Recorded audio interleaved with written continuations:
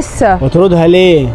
يعني تولع لك في المحل بتاعك وتبهدل لك الدنيا ومش عارفين هنعمل ايه دلوقتي ومش عايز تطردها؟ لما ما طلعتش هي اللي حرقت المحل.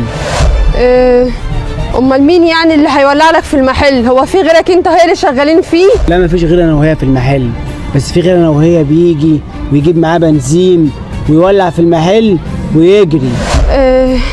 طب افهمني بس يا علي، انا هقول لك على كل اللي حصل وانت اكيد اللي شفته ده غلط. ايه؟